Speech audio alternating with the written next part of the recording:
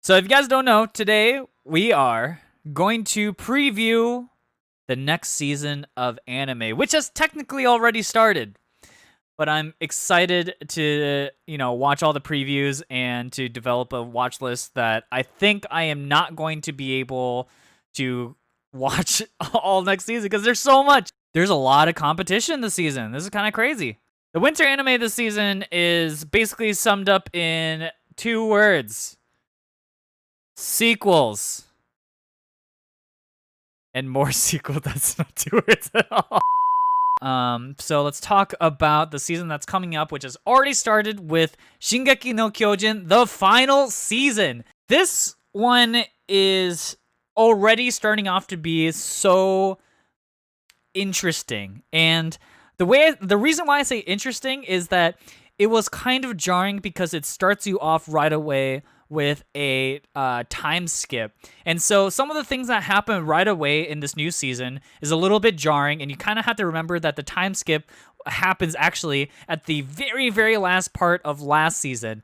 And so it was a little jarring. It was a little hard to understand at first, but once you start to get in the feel of it, it's amazing. The other thing is that you finally get the perspective of other communities, for lack of a better word, in the season, and it's already been awesome. And that also adds to the confusion, by the way, because we've never seen these people before. They were only briefly introduced, basically, in the last season, and here they are now in full force, and we get the perspective of the other side, and boy, is it fucking dark. It's like the world is embroiled in basically permanent World War I, and people are fighting in the trenches. There's child soldiers. Shit's going fucking wild, and it just hones in on sort of like the PTSD of a particular character, and it has been awesome, though, because of all the insane amount of detail that's been put into the world building of the show. I'm going to repeat this a million times, but I really didn't even care about Attack on Titan in the first season. But they've done an amazing, amazing, amazing job of making everything from the previous seasons build up into this. Like, they just keep adding layers to this world, and they've made it so consistent, and they make these callbacks that are just so fucking like nutty. And this last episode, which is episode 3 of the season, had like a beautiful callback to one of the first seasons, and it was kind of mind-blowing to see like how everything is coming full circle, and it's wonderful. I am very excited to see more of Attack on Titan. The show has been just, it's like it's honestly Game of Thrones if it wasn't shitty, and the season, the ending feels like it's leading to an ending that is going to be very satisfying, and yeah, proper planning, and yeah, it's just, I am looking forward to it so much. I have a lot of trust in the author and the way he's like spun this tale, and I cannot wait for more episodes. So Attack on Titan comes out every Sunday, and I am going to be on top of that shit. So like I said earlier, this season is full of really, really hyped sequels. And this time there's Yakusoku no Neverland. Promised Neverland has its 2nd season. So I've heard a little bit that the manga readers were saying that really the first season encapsulates the best part of Promised Neverland. However, I'm still looking forward to it regardless. I feel like Promised Neverland, the first season is this prologue to the greater thing, and now in the 2nd season we get to see more of the world. They've put themselves into like this thing where like now I'm ultra hyped for it, but like manga readers are saying that the content is actually not that not as good as the first season, but I'm very excited regardless. I think someone in chat was saying that earlier, that this season's gonna have a very different vibe. I'm excited to see what that vibe is. I mean, based off the 22 seconds that we saw, it looks like it's going to be similarly thriller, but less of the psychological intrigue. The first season is so much about Nana, the 2 Nanas actually, and this sort of psychological pressure of keeping up the delusion that things are okay, but in fact that there's deep planning that's going on both sides. And that's like a lot of the first season. 2nd season looks like it's going to be much more thrillery in terms of being chased and whatever. Yeah, season 1 is just manga-esque, the anime. And season 2 is going to be the same sort of manga-esque, but maybe less psychological. I do hope that it ends up being as memorable as the first season. I still think that Promised Neverland first season is like 10 out of 10. Everybody must watch, and I hope that second season will be the same. All right, next anime on the list is Dr. Stone, Stone Wars. I really enjoyed the first season. I didn't think it was like the best of best, but I think if I were to give it a rating now, looking back, I would say it's probably like an 8.5. It was very enjoyable. It's very much like watching or like playing through a game like, I'm gonna say Minecraft, even though I've never played Minecraft, thinking more like, what's Stardew Valley? It was like very fun to watch like a primitive culture that has knowledge of technology kind of rebuild their culture from kind of day one, and they do it in a very satisfying way. The characters are pretty fun. I know the art style for especially how the female characters are drawn bother people. Everyone's got the all the women in the show have like Uma Thurman eyes. I don't know. I'm looking forward to it. I really enjoyed Dr. Stone. I totally understand it's not going to be everyone's jam, but I like it a lot. Okay. Next one is another show that like I initially wrote off, but ended up watching it and loving it. Tensei Shitara Slime Dattaken is the slime isekai show, and basically it follows the life of this person who is reincarnated as a slime, except they're an extremely OP slime.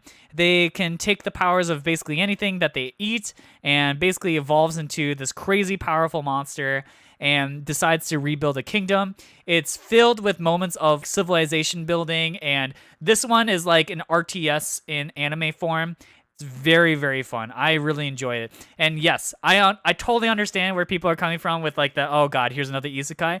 But this one was the one that I felt like really took it in at least a different spin to it, and they did it really well. I really enjoyed this one, so I'm looking forward to the second season.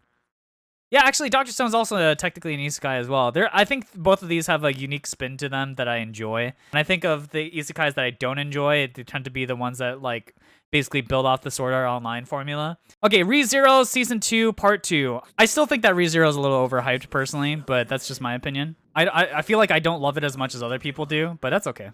Last season was kind of interesting, or I guess the first part of second season was interesting because they built upon the world a little more, because like in the first season, you don't really get to see much of the world, TBH. It's mostly wrapped up in sort of like the central conflict that happens. And so this is like the first time you get to know more about the witches and all this other stuff, and like I really enjoy it. But I do think that a little bit that Re:Zero gets away with kind of just being like gore porn, watching Subaru die in ridiculous ways, and the premise is really fun too. Like the idea that he's kind of like death looping to figure out problems is cool too. I need to catch up to this, and we'll see if I catch up in time to watch part 2. To me, I felt like the show could have been more than it was, but I'm not going to go into that right now. Here's the show that I'm actually super looking forward to, Gotobun. So for people who don't know, this one was originally supposed to have come out quite a while ago, but was delayed due to COVID, I believe. I think it was actually supposed to come out with the old season of Haikyuu, the first part of it. I had zero expectations of this, so I know people are going to be like, oh, it's a harem, like blah, blah, quintuplets, wow, what a concept. But this one does the harem concept like really well. I literally just got done saying how Danmachi is just harem trash. Well, this is harem trash with like some pretty good characters. It's still trash, but it's actually pretty good trash. So I think it's actually a pretty decent show. And if I was to rate the first season, I would give it like a solid 8 out of 10. If I was to give it a plot synopsis, you're probably going to write it off because the summary feels really dumb. It's about a guy who tutors these quintuplets who are very rich but very dumb. And he's just like kind of going through and tutoring them. And they all have their own individual problems, which he seeks to solve. Despite how dumb that plot synopsis sounds, it is actually a pretty damn good show. Next up, oh my god, there's so many crazy sequels this season. Beastars second season. So this one is it going to be only on Netflix again? Because I swear to God, that's going to piss me off. Because the first season of Beastars was locked behind the Netflix wall, which means that we're not going to be able to watch it until the entire season is out. Netflix jail is really annoying. I kind of hate it. But Beastars is basically an adult take on, what is that one movie? What is it called again? The one with the Zootopia. That's right. Yeah. Zootopia. So Beastars is kind of like a more adult take on Zootopia. It's got a lot of the same themes about like predators versus prey, but they take some darker turns with it. I thought the first season was amazing. The second half of the season was less amazing. I thought it kind of went off the rails a little bit. So I'm mildly optimistic about the second season. The first season kind of ends with the main character discovering that, like, hey, I am who I am, and I'm going to be this powerful wolf, even though I've been suppressing it for so long. And a lot of the theme of the show is kind of about, like, who are you? And what are you suppressing? Who are you really? And like accessing the true potential of oneself. And yeah, there's like a little awkward stuff, especially because like they tackle sexuality in a show where the characters are anthropomorphized animals. That's kind of awkward, but it serves a very like distinct purpose of displaying power dynamic, and I think that's like a unique thing that Beastars can do with its characters. All right, y'all, settle down. I do not need to know about the sex lives of rabbits. All right. Yeah. Anyways, I'm looking forward to it whenever it does come out. I mean, if it's in Netflix jail, it probably means that we won't be seeing it until March. But, yeah. Anyways. Okay, so here's another sequel that I know a lot of people are excited about, but I'm not particularly that excited about. Log Horizon gets its third season finally. I don't remember when the second season came out. It's been a long time and kind of a long time coming. If I was to explain Log Horizon, it's basically the show that takes the video game isekai format and makes it into very realistic and more game-centric terms. And so Sword Art Online, like, you know, there's been already tons of videos, many videos since its inception about how, like, well, the game that they're in doesn't make sense. Well, Log Horizon tries to take the isekai approach, but with like very literal of like how video games would operate in this world, and they take a lot of detail in terms of doing that. Personally speaking, I cannot stand how pedantic Log Horizon gets. I know a lot of people love how it is, but I find the characters to be annoying. I think that they are, like I said before, too pedantic in terms of how they take MMO systems. The characters themselves are, to me, kind of frustrating caricatures of characters we've seen a billion times. The main character is a dude who is like very smart at the game, and he's like the guild leader. And he pushes up his glasses at every given moment, and he's like, I'm gonna outthink my enemies. And then there's like the big dumb tank guy who's like, hi, I'm big and dumb, and I'm a tank. And I also sometimes, you know, make sexual remarks to our ninja girlfriend who, you know, kicks him in the face, and haha, sexual harassment. It also doesn't help that the show looks like it was animated like 20 years ago. Look, I'm a Log Horizon hater. I know lots of people love it, but I can't.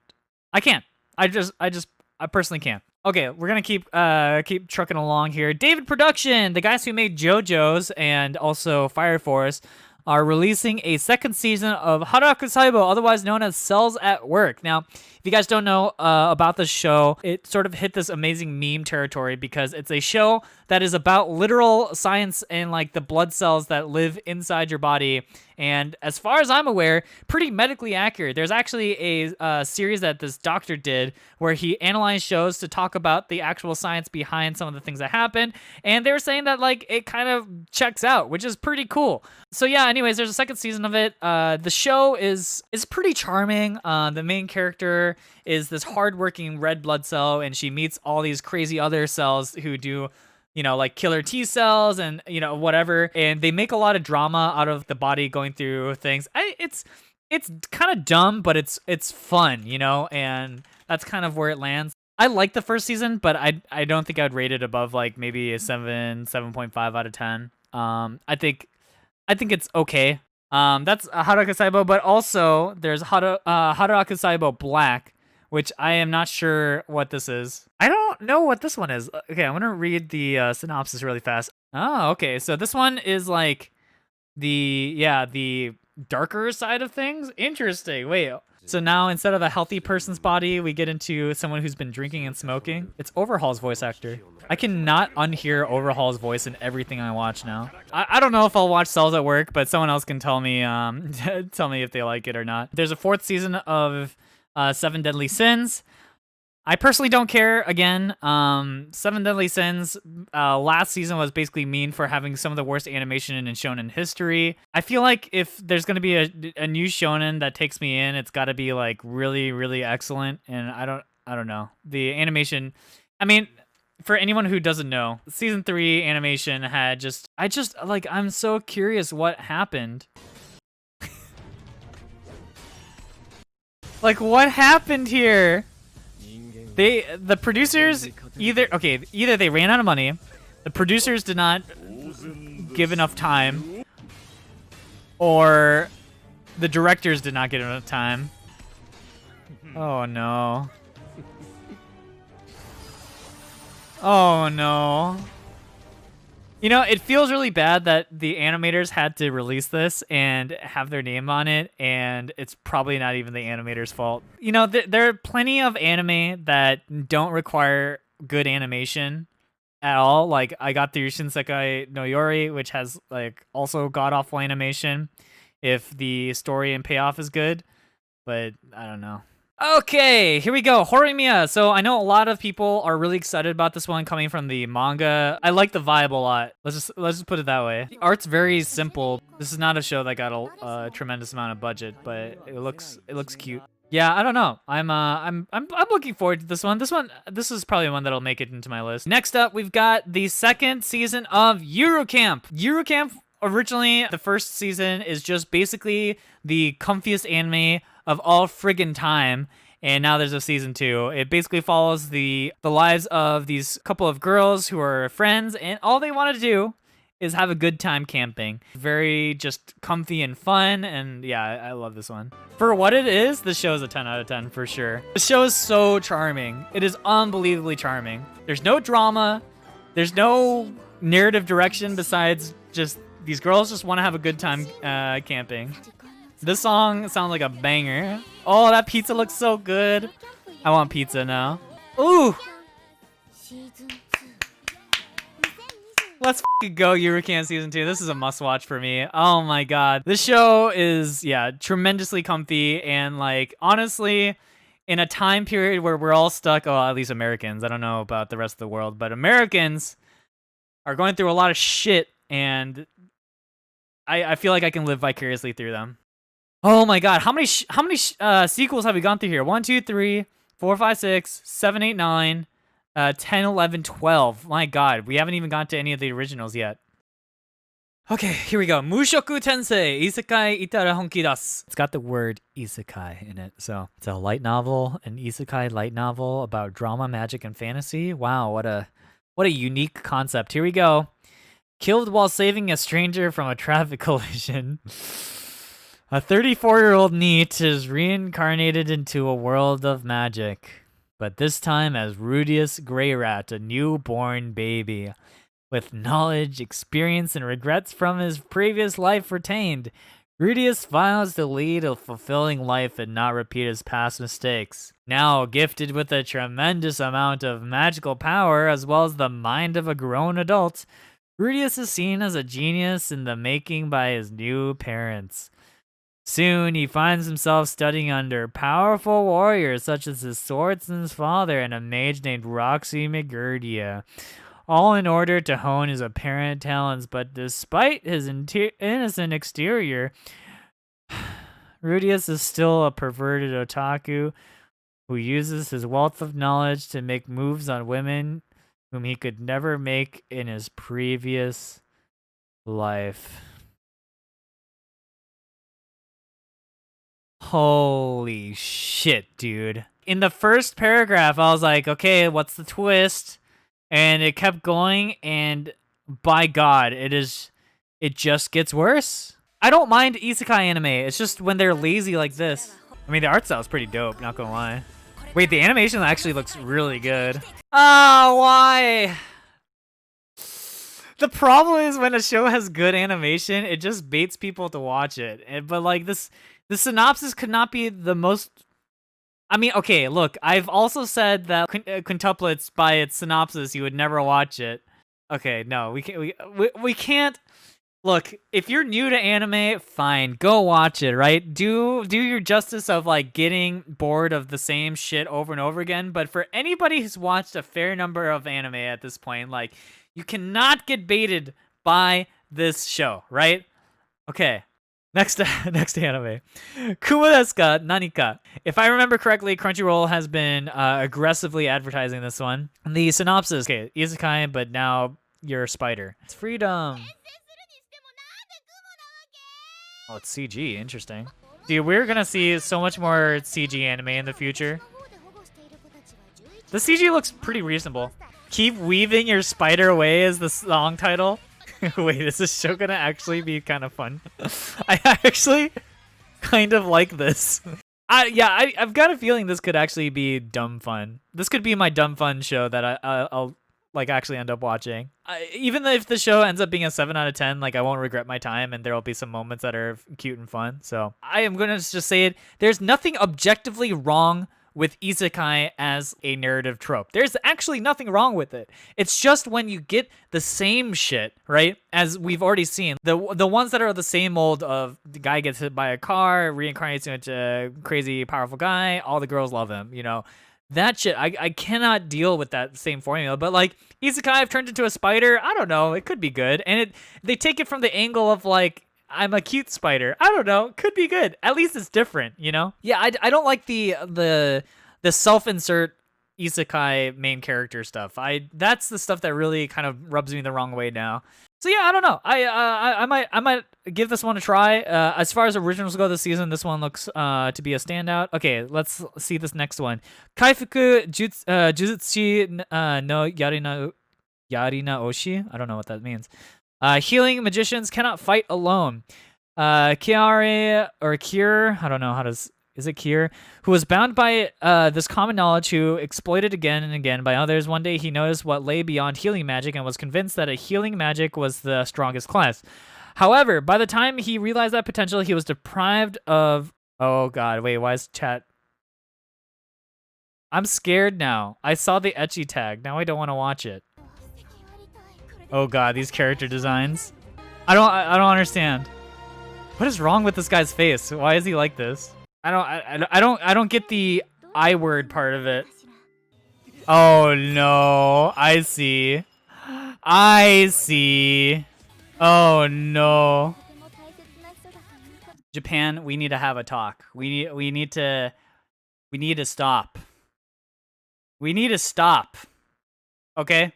This is a self-insert that was not needed in this world, okay? I do not need an anime about a guy who gets fucked over because he's playing a support class role and then needs to take revenge on the people who treated him poorly. This is some nice guy shit. Let's just keep moving on. Yeah, catering to the opposite of outside. We need a funny word for, because I can't say the I word anymore. It's the I word. It's not shrimps. Shrimps are different. What's another word that sounds like it though? Tinsels. Right? Isn't tinsel a word? Tinsels do not need any representation. I'm just gonna put that out there. Can we skip World Trigger? I don't know anything about this anime, like, at all. I don't know anything about it, but apparently there's a second season. We're gonna keep moving on. Jaku Chara Tomozaki-kun. Tomozaki is one of the best gamers in Japan, and in his opinion, the game of real life is one of the worst. What did we just say? No clear-cut rules for success, horribly balanced, and nothing makes sense, but then he meets a gamer who's just as good as him, and she offers to teach him a few exploits. Oh, dear lord. Look at these chads sitting there in the karaoke rooms with girls. How dare they? I'm just a loner gamer boy. But my life gets turned upside down when I meet this girl. Who? What? Who is she? She plays Fox. You're f***ed, dude.